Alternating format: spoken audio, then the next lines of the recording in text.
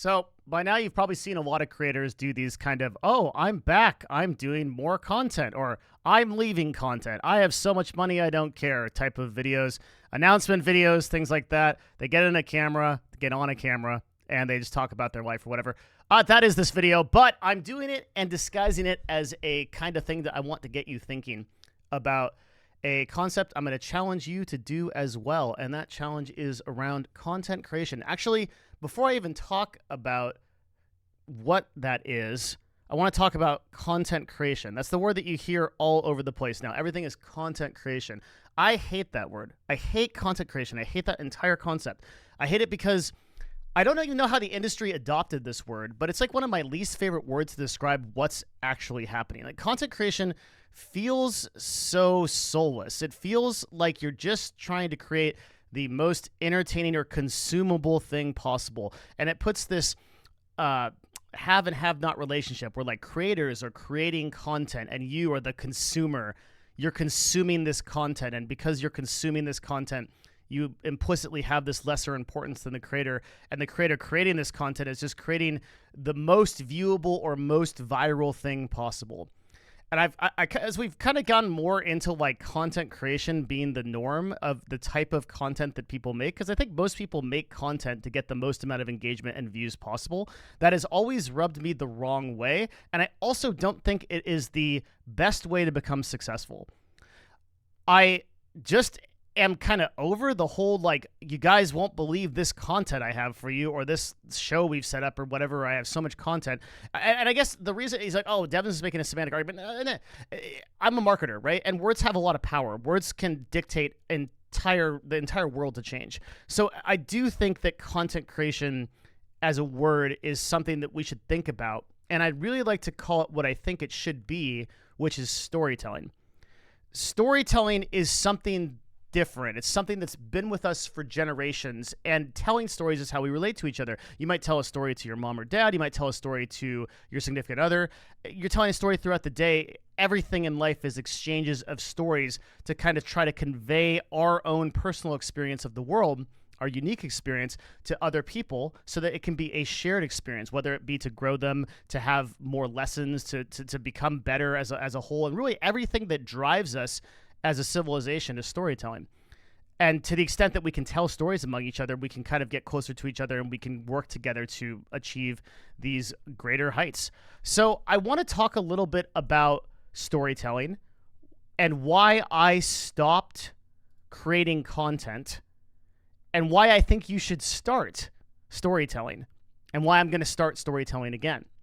Starting with some of the reasons as to why I stopped, okay? So to do that, we're going to switch screens, go to the fancy notepad, and I think that a lot of people, whether you've kind of created content or you've made a video or wrote an article or something, might be able to relate to this. So why I stopped, okay? I'm going to give you the most boring reason first, and that's just time, company focus.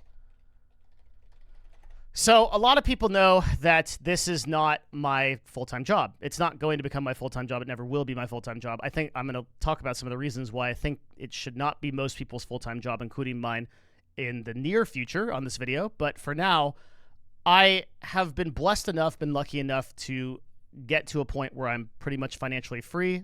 That happened after we sold Counterlogic Gaming, which is the esports team that I worked with, and following that and the work that we've done with my now current agency, marketing agency at Novo, I basically just don't have to work. So I was working really hard at Novo, and I have been. That was taking most of my time, and I felt like creating content was going to take away from the core mission of providing value to brands and doing advertising campaigns. So I stopped doing it. I felt, though, that there was a kind of hole in myself during that time where I was like, man, I wish I was kind of doing more, but I didn't really quantify it. So time was the first one. The second one is more interesting. It's the hardest one for me to personally talk about, but I'm going to do it because I think there needs to be a record of it. I think people need to know, and that's fear. Yeah, I'm actually really kind of scared to do these videos. When I was a live streamer, from 2018 to 2020, I streamed somewhere north of like 250 streams a year. And it was really easy because live streaming has a sort of ephemeral quality to it. by which I mean that it is gonna go away. I don't think many people end up watching live streams after, and most people that are watching live streams are kind of consuming content. They're in a kind of consuming content mode, and so they don't want to or don't retain a lot of the information that doesn't kind of come back to haunt you. Not so with YouTube videos where, like, especially this channel's goal, which is education and bringing issues to the fore, people take a lot more seriously, and I get referenced a lot in some of the YouTube work that I've made. People kind of tend to remember when people come up to me or talk to me or something. They usually reference YouTube videos or things, but very rarely live streams.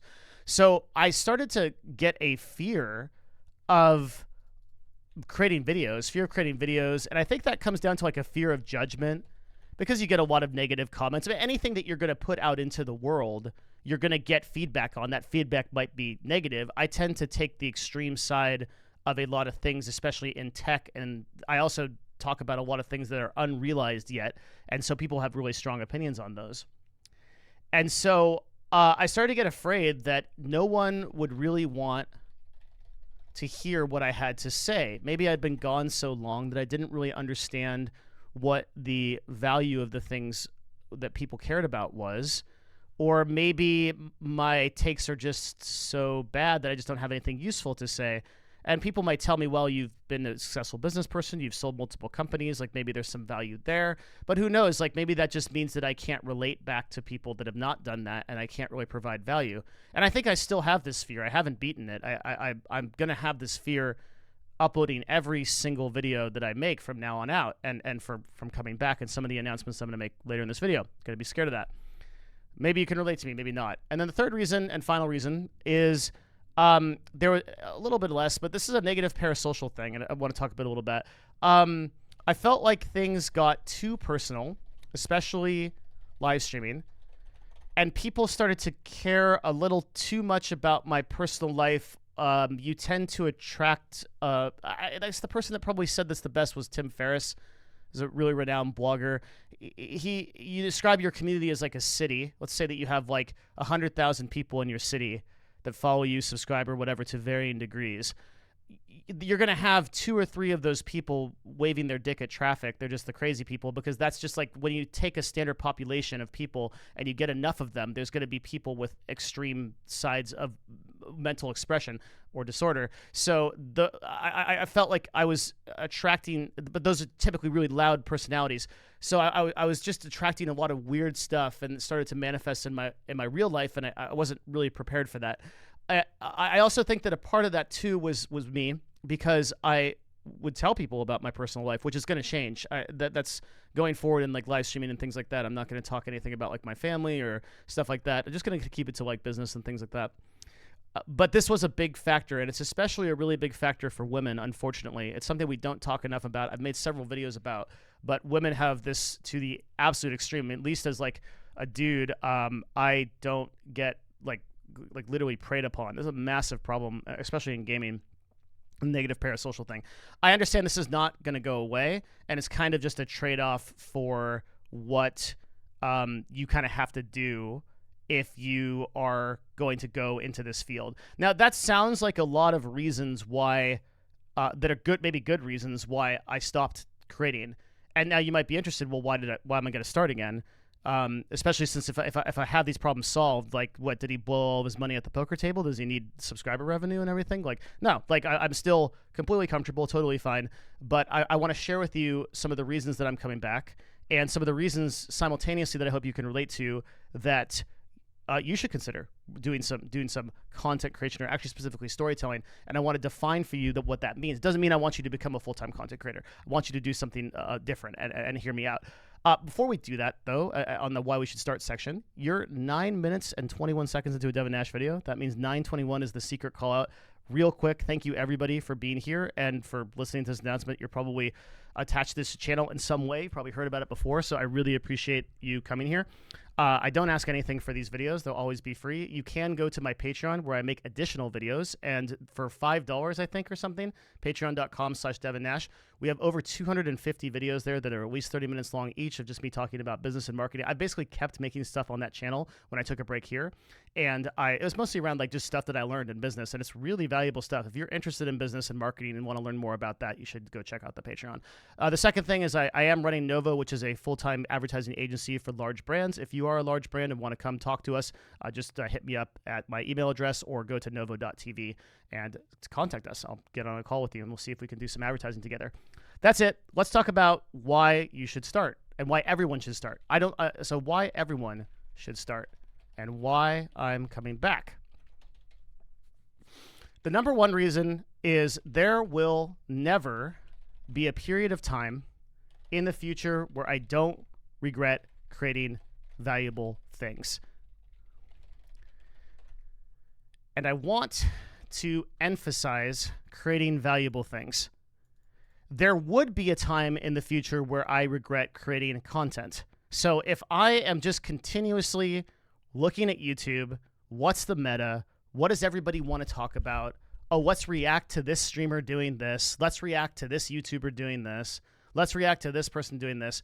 That will not create a library of stuff that I am proud of. But if I or you have an expertise or a story to tell, and you want to write an article about it, or you want to make a video about it, that is something that I don't think you can ever regret doing. That if you have tried legitimately to provide value to other people, whether it be educationally or entertainment-wise, remember, like, value is not just like, entertainment's fine. Like, you make people laugh and everything like that. If that's your objective, you get up every day to try to make people laugh. Hey, some of the greatest people in the world are those people. That's our stand-up comedians. That's people that kind of guard the frontier of civilization against becoming too PC or whatever.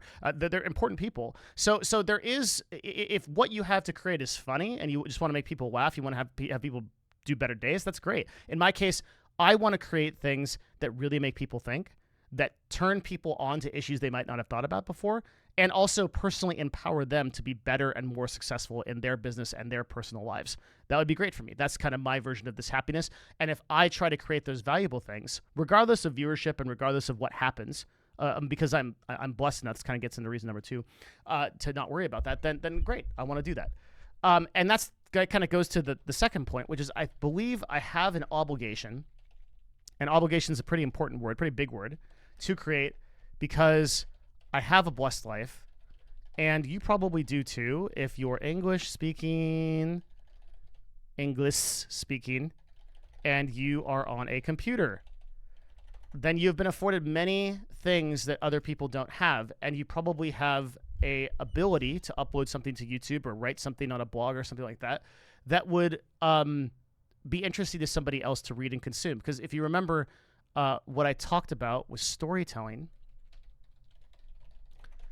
Storytelling is really the ability for all of us to share our unique experiences together so that we can kind of all simultaneously grow with those experiences.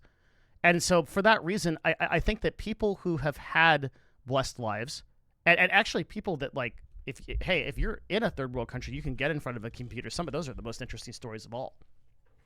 But those people may not have the ability to do those things. They maybe just be walking several miles a day to get water. So if you're in a position where you can teach, where you can share your experiences and your skills, and you've been gifted or you've been blessed or you've worked for, either way, that kind of life, I think you should share it. And by proxy, I think I should share it. And I use the word obligation, meaning that I kind of believe that I have a responsibility to do this. And that if something I say can be useful, then I ought to talk about it. Next one is a long one, and that is that every story is interesting, and storytelling is literally the basis, kind of going back to the first thing, of human development / evolution. I talk about societal evolution, right? Whether you tell a story to a friend, spouse, whoever, your community, it makes you a better person to share ideas and hear feedback from others. And one of the things that I want to avoid, and something I have seen with, quote, content creators and that sort of thing, is echo chambers are really scary. So those of you that have followed my channel or maybe know me more personally, I'm a very devout Zen Buddhist. And I think Zen is interesting because it focuses on trying to distill yourself, your thoughts, your ideas, and the ideas around you down to the closest and core truth of those ideas that is possible. Like the business equivalent of this is first principles thinking. So how do we think about something in its base form with the least amount of emotion attached and the least amount of like extra dogma attached? I'm worried about echo chambers, and I see a lot of my friends, especially as they gain like prominence or power, fall into these categories where they have maybe unwillingly entered a place where they don't realize that their view of the world is extremely secular, meaning that they basically just have one way of looking at things. And you probably have friends like this, and you probably know people like this, where they only see one side of the spectrum, whether it be politically, whether it be opinion-wise, whether it be PC versus console, like whatever it is. I am really terrified of that reality, and I think the more that you are willing to go out there, and that brings us to the last reason, which is and beat fear, the more that you're willing to do that, the more that you float ideas, it makes you stronger, more informed, challenged. And I think all those things are really important for a human being. So if you put something out there and it gets a bunch of negative comments, like you're wrong, like this is bad, or things like that, then the correct, like the human response to it is like to fold back into yourself and be like, oh, I don't want to create anything else because people won't like it, or something will happen and people will be angry. And I think I kind of fell victim to that, at least as far as videos go. And so to beat fear, though, and to become stronger and more informed, you have to be in the marketplace of those ideas. You have to reach out to other people and talk to them. Some of the most unfortunate parts of like social media is that we have a lot of really intelligent people who no longer go outside or share their ideas, and they participate in these sort of social media echo chambers, because you can find a niche for any belief system that you might have, no matter what. And there will be a group of people who will uniformly support you and push out invaders and anyone that tries to enter into that sphere of thinking. And if you are in one of those, or you know people that are in them, the best thing to do is challenge yourself by looking at the opposite arguments and trying to understand where those people come from. So I know that opening myself up to creating more stuff will put me back into that marketplace of ideas, and thus it will put me back under that criticism. But I think that will make me a better and stronger person overall. Your challenge is, if you've identified with any of these reasons why I've come back, then I think you should try to tell a story. You don't have to create content. You don't have to get as many views as possible. And I would also challenge this, probably a video in of itself, but I would also challenge the whole idea that creating content needs to be an exercise in getting the most amount of views possible. You say, well, Devin, I don't have $1 bazillion. I need to get ad revenue. I need to generate that from views. And yet some of the people that are killing it the most in my personal life have YouTube channels with like 5,000 to 10,000 subscribers, and they're pushing like $400,000 or $500,000 a year, no problem. How? It's because they offer a product, or they offer a service, or an informational-based course, or something like that that's based on their expertise.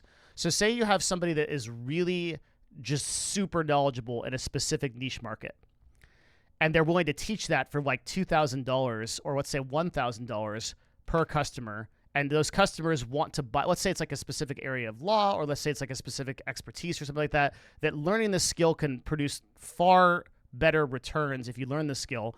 The all-in to learn the skill from a course is like $1,000. Well, if you have 1,000 clients, right, for that $1,000 course, okay, you just made $1 million. So this idea of like, I think that the problem with like content creators is also that by talking about content creation, you immediately limit yourself and you kind of shutter this like experience into, oh, content creation rewards me via ad revenue or subscribers. It doesn't have to. You can have products, you can have services, and indeed, like the people that are making the most amount of money off of content creation are distributors. This includes the people that are the highest level content creators. So for example, Mr. Beast is making far more revenue for his company off of Feastables than he is off of his YouTube ad revenue. And the people that are producing the best revenue generated results are actually don't need so many viewers that they need to generate those views. So we could do a whole new video about this concept. It's just suffice to say that you don't need to be going for this idea. Like if you want to do this for money, you don't need to be getting the highest amount of views on your platform. You don't have to be Kai Cenat or Jimmy. You can be somebody that offers an expertise, and then you have your own unique structure or funnel of how you charge for that. And I see a lot more success with those types of people than I do people trying to become 20, 30, 40 million subscriber content creators or whatever. But you also find that like through the pursuit of creating value and by making things that people legitimately want to watch, whether it be entertainment or informed type of stuff, I think that those viewers will come anyway, at least as much as your total addressable market will allow them to. Cool. So you don't have to create content. You don't have to make 100 videos, but you could tell a story. You could write an article, or you could do something that creates a legacy. If you're a professional, maybe you write some experience of what you've done on LinkedIn, and that would help your resumes. You could show people that you've done some work. Like, this is really good for software engineers that know this, that are listening to this. You'll know that this is a big thing because a lot of software engineers have a GitHub or have some kind of examples of their work. A lot of designers have portfolios. And so portfolios are that's creating content. That's telling a story. Like, your portfolio is really just a story of the art and work that you've done. And when you think of things that way, this is why I encourage everybody to be storytellers. Insofar as they have interesting things in their life. And you may say, well, I don't have anything interesting. You definitely do. I've never met anybody that isn't interesting. So let me know what you think of this video. You can also talk about this video. Discord.gg/Devin is the place to go, where we have a pretty active Discord. I respond to every message there. And also, I'm going to be creating I'm going to be going back to live streaming. Oh, baby. And we are going to, not in like a daily basis, probably like 2 times a week, but a lot of that will be covering just interesting business and meta type of stuff. I think I better end that video here because my Discord is blowing up and I got a bunch of calls to do. So thank you, everybody, for coming out. I want to know what you think of this. I want to know if you like this kind of format of like me talking more to this rather than like a specific issue. I just kind of like giving thoughts. Whether you like it or not, I'm going to be doing more of these because, again, it's just kind of about the storytelling. I thought this was an interesting story to tell. So I would love to hear what your stories are. Thanks, everybody. See you next time.